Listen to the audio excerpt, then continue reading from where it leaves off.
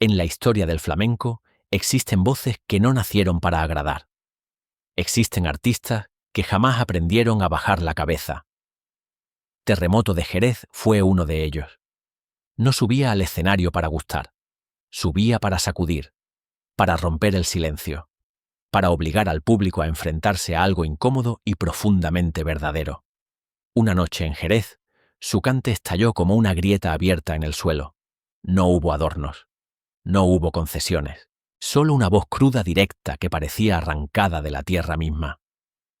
Parte del público se levantó de sus asientos, atrapado por aquella fuerza salvaje. Otros no supieron cómo reaccionar. Y en ese instante quedó claro que Terremoto no tendría un camino fácil dentro del flamenco oficial. Le llamaron excesivo, demasiado áspero, demasiado auténtico.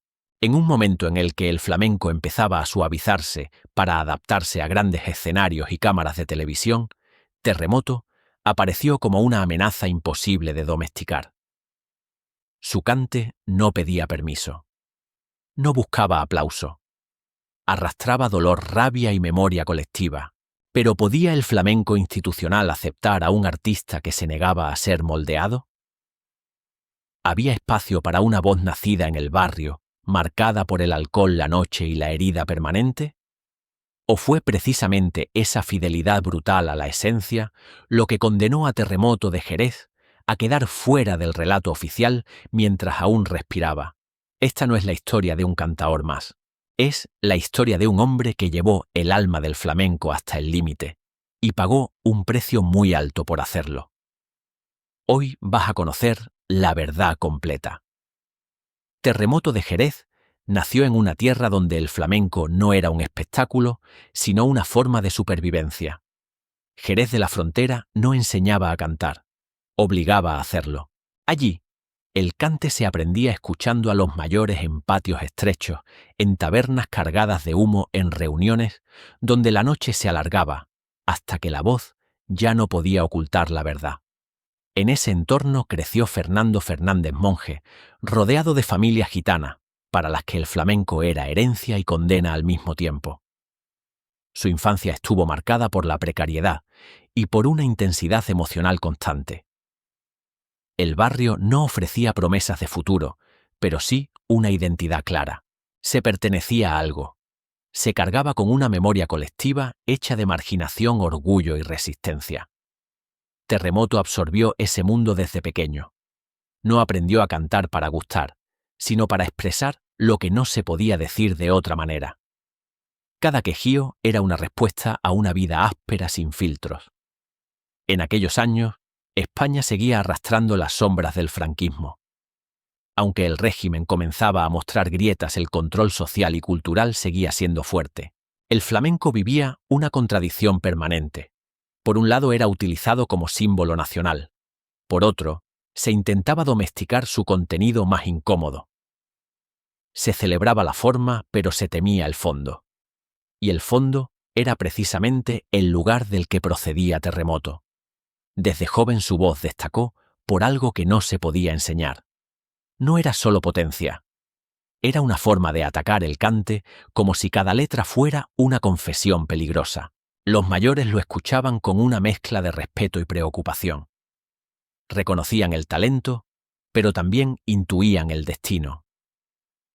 En el flamenco más ortodoxo, una voz así rara vez encontraba descanso. Las primeras actuaciones de Terremoto no ocurrieron en grandes escenarios. Fueron noches largas, mal pagadas, a veces olvidadas. Cantó para sobrevivir, no para construir una carrera. Y esa diferencia marcó todo lo que vino después.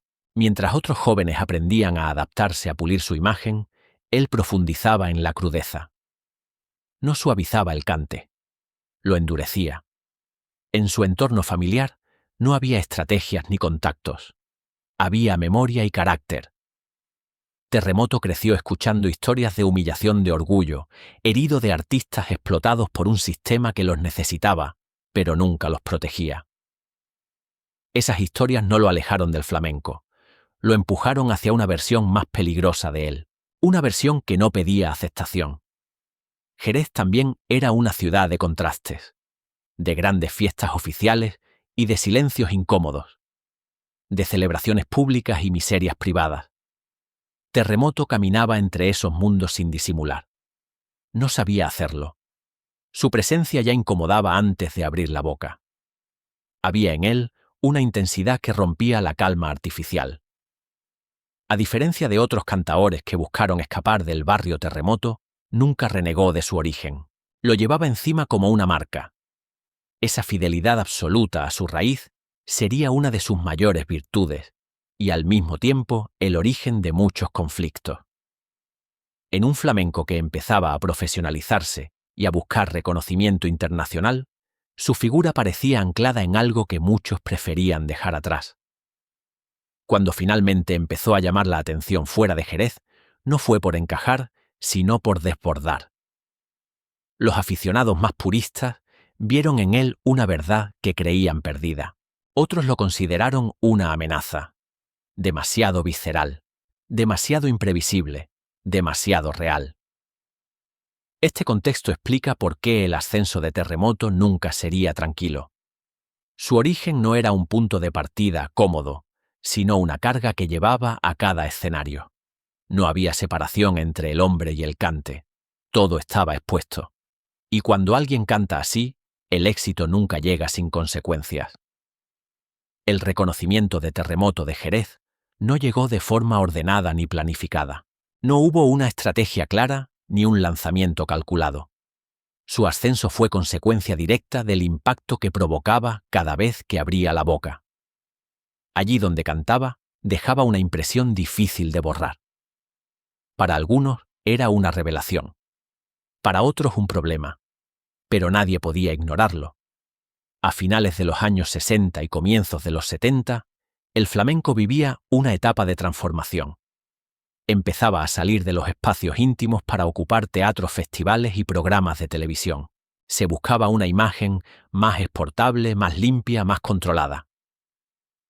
En ese contexto, Terremoto apareció como una anomalía. No encajaba en la estética que se intentaba imponer, pero su cante tenía una fuerza imposible de ocultar. Sus primeras oportunidades importantes llegaron gracias a aficionados y entendidos que veían en él una continuidad directa con el cante más antiguo. No el flamenco estilizado, sino el que dolía.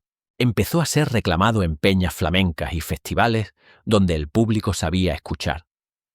Cada actuación era una apuesta arriesgada. Nunca se sabía cómo estaría esa noche. Pero cuando estaba bien, su voz parecía atravesar a quienes lo oían. Terremoto no cantaba para lucirse. Atacaba seguirillas, soleás y bulerías como si se estuviera jugando algo personal en cada letra. Esa intensidad le dio prestigio entre los puristas. Muchos comenzaron a hablar de él como una de las grandes voces de su generación. Su nombre empezó a circular con respeto. Pero ese mismo respeto venía acompañado de una advertencia silenciosa. Era un artista imprevisible. A medida que su fama crecía, también lo hacía la presión. El flamenco oficial empezaba a fijarse en él, pero no con una aceptación completa. Se le invitaba, pero se le observaba con cautela. Su comportamiento fuera del escenario, su relación con el alcohol y su carácter indomable preocupaban a organizadores y productores. En un mundo que buscaba profesionalización, Terremoto representaba lo incontrolable. Aún así, su presencia en escenarios importantes se volvió cada vez más frecuente. Cantó junto a guitarristas de prestigio y compartió cartel con figuras consolidadas. Para muchos jóvenes aficionados, Terremoto era la prueba de que el flamenco auténtico aún respiraba. Su voz no estaba pensada para discos pulidos, sino para el directo, para el momento irrepetible. Sin embargo, ese mismo rasgo limitó su expansión comercial. Mientras otros cantaores adaptaban su estilo para grabar, para entrar en circuitos más amplios, Terremoto se mantenía fiel a una forma de cantar que no admitía concesiones. No suavizaba el mensaje, no modulaba el impacto. Y eso tenía un coste. La industria comenzaba a exigir regularidad, puntualidad y una imagen controlada. Terremoto ofrecía lo contrario. Ofrecía verdad, pero también riesgo. Había noches brillantes y noches caóticas. Había actuaciones memorables y otras que terminaban abruptamente. Esa dualidad empezó a marcar su reputación. A pesar de todo, su nombre ya estaba inscrito entre los grandes. No como una estrella mediática, sino como un referente artístico.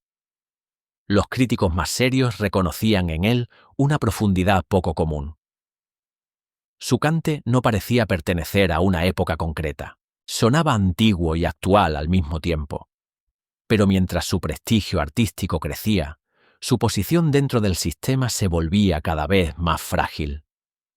El flamenco que estaba naciendo necesitaba figuras que representaran estabilidad y proyección internacional.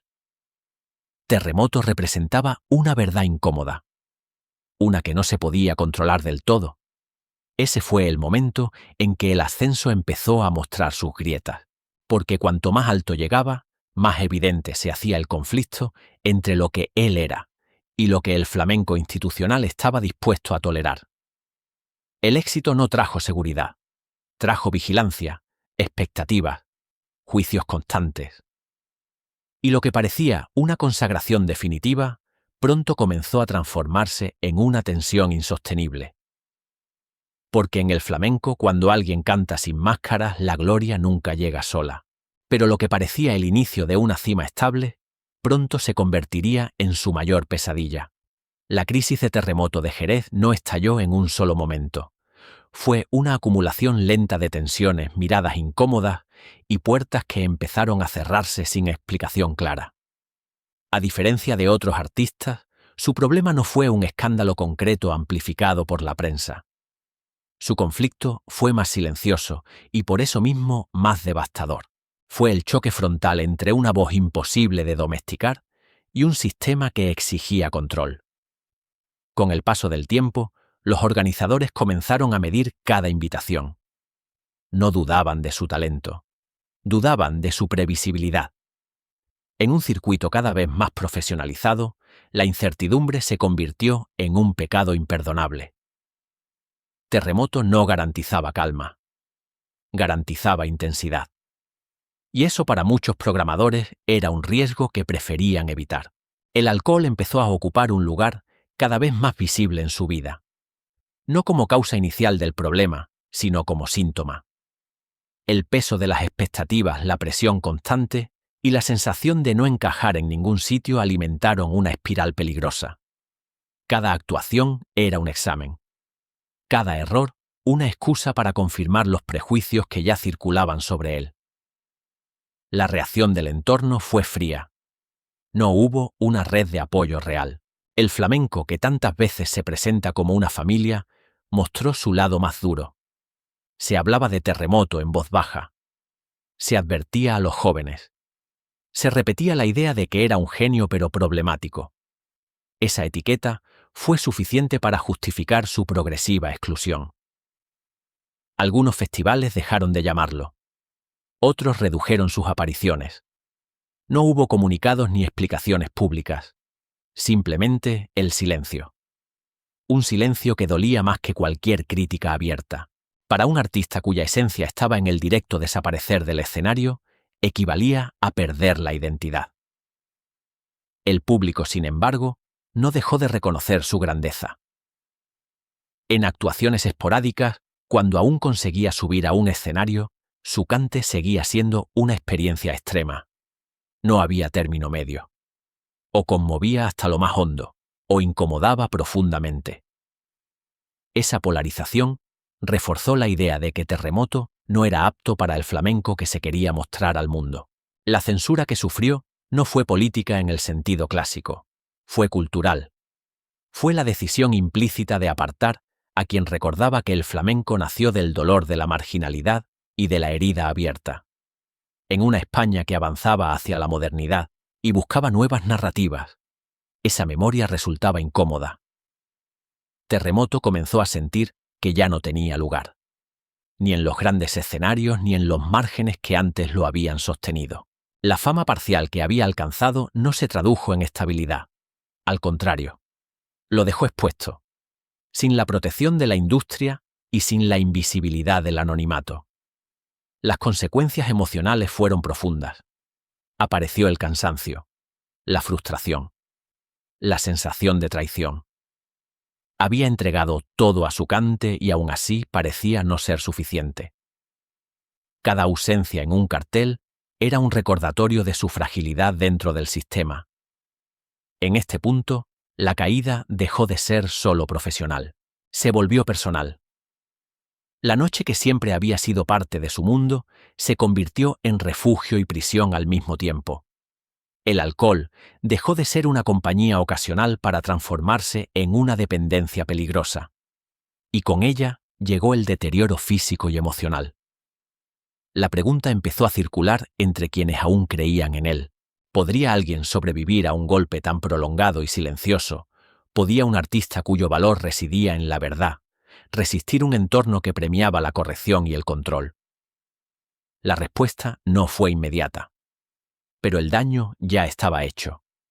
La crisis no solo frenó su carrera, la quebró. Y a partir de ese momento, cada intento de mantenerse en pie sería una lucha desigual contra un sistema que había decidido mirar hacia otro lado. La caída de Terremoto de Jerez no fue un derrumbe repentino, fue un desgaste continuo, una pérdida lenta de espacios de confianza de equilibrio. A medida que las oportunidades se reducían, su vida empezó a girar en círculos cada vez más estrechos. El cante que había sido su refugio y su razón de existir ya no encontraba el lugar donde desplegarse con libertad. El silencio mediático se volvió una constante. No aparecía en los grandes carteles. No se le mencionaba en los discursos oficiales del flamenco. Para muchos parecía haber desaparecido. Pero Terremoto seguía ahí cargando con la contradicción de ser admirado por los entendidos y olvidado por el sistema. Esa distancia entre el respeto artístico y el abandono práctico fue una de las heridas más profundas. El alcohol ya presente desde hacía años se convirtió en un compañero inseparable. No como celebración, sino como anestesia. Cada copa era una forma de acallar la frustración, la rabia y la sensación de injusticia. El deterioro físico comenzó a hacerse visible. La voz, aunque seguía conservando su intensidad, empezó a resentirse. Y en el flamenco, cuando la voz falla, todo se tambalea. Aún así, hubo intentos de regreso, actuaciones aisladas, invitaciones puntuales, peñas que se atrevían a apostar por él.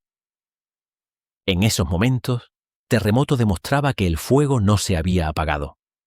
Bastaban unos compases para recordar por qué su nombre seguía despertando respeto.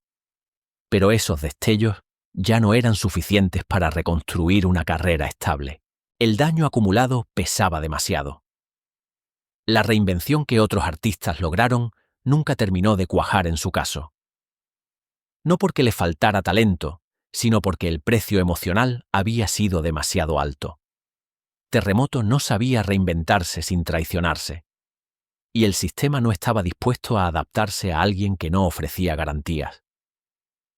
Esa incompatibilidad selló su destino. En su entorno más cercano la preocupación crecía. Amigos y familiares veían cómo la lucha constante lo iba consumiendo. La noche antes escenario de inspiración se transformó en un espacio peligroso. La soledad se volvió más profunda. El reconocimiento tardío de algunos sectores no compensaba la ausencia de estabilidad, ni la sensación de haber sido dejado atrás. La salud comenzó a deteriorarse de forma irreversible. El cuerpo empezó a pasar factura a años de excesos y desgaste emocional. Cada actuación exigía un esfuerzo mayor. Cada día era una batalla contra la fatiga y la dependencia. Y sin embargo, cuando cantaba, aún aparecía esa verdad brutal que siempre lo había definido. Era un recordatorio doloroso de lo que había sido y de lo que el flamenco había perdido. No hubo una gran redención final. No hubo un regreso triunfal que cerrara el círculo. La vida de Terremoto se fue apagando de manera discreta, casi en silencio. Un silencio injusto para alguien que había gritado con el alma durante toda su carrera. Su muerte llegó demasiado pronto dejando la sensación de una historia incompleta, de una voz que todavía tenía mucho que decir. Con su desaparición, el flamenco perdió algo más que a un cantaor. Perdió un espejo incómodo. Perdió a alguien que recordaba que este arte no nació para ser cómodo ni decorativo. Terremoto había sido una advertencia constante, y su final confirmó los riesgos de no encajar. El paso del tiempo comenzó a hacer su trabajo. Lo que antes se consideraba un problema empezó a verse como una virtud. Las nuevas generaciones alejadas de las tensiones que lo marginaron empezaron a escuchar su cante con otros oídos, a descubrir en él una profundidad que no siempre se encuentra en grabaciones limpias y producciones cuidadas. La reinvención de Terremoto no fue personal, fue póstuma. Ocurrió cuando ya no estaba para verla. Ocurrió cuando el flamenco empezó a mirarse a sí mismo con más honestidad, cuando se reconoció que en su empeño por modernizarse había dejado caer a voces esenciales. Su caída no fue el resultado de una falta de talento. Fue la consecuencia de un sistema que no supo proteger a quienes encarnaban su esencia más cruda. Y esa verdad incómoda pero necesaria empezó a abrirse paso con los años. Con el paso de los años, la figura de Terremoto de Jerez empezó a ocupar un lugar distinto en la memoria del flamenco.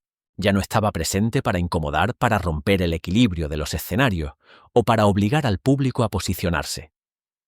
Su ausencia permitió algo que en vida le fue negado: la reflexión, la distancia, el reconocimiento sereno de lo que había representado realmente. Su legado no se construyó a partir de una discografía extensa ni de grandes éxitos comerciales. Se construyó en la memoria oral, en grabaciones dispersas, en relatos de quienes lo escucharon en directo y nunca pudieron olvidarlo. Para muchos aficionados, Terremoto se convirtió en una referencia casi mítica. No por lo que dejó grabado, sino por lo que provocaba cuando cantaba. En el mundo del flamenco, donde la transmisión siempre ha sido de oído a oído, su influencia fue profunda. Cantaores posteriores comenzaron a mirarlo como un símbolo de honestidad absoluta. No se trataba de imitar su voz, sino su actitud, su negativa a dulcificar el cante, su compromiso con una verdad que no buscaba aprobación. En ese sentido, Terremoto se transformó en un modelo ético antes que estético. Muchos artistas reconocieron con el tiempo que su figura había sido incómoda porque recordaba el origen del flamenco. Un origen ligado a la marginalidad, al dolor y a la resistencia. En una época en la que el género buscaba prestigio institucional, Terremoto representaba lo que no se podía encajar fácilmente en discursos oficiales. Su memoria obligó a replantear esa contradicción. En Jerez, su nombre empezó a pronunciarse con un respeto renovado, no como el artista problemático del pasado, sino como una de las voces más profundas que había dado la ciudad. Las nuevas generaciones, alejadas de los prejuicios que lo rodearon, escucharon su cante sin filtros. Descubrieron en él una intensidad que no se aprende en academia ni se fabrica en estudios. El legado de Terremoto también dejó una lección amarga. Mostró cómo el flamenco puede ser cruel con quienes lo sostienen desde la verdad más extrema.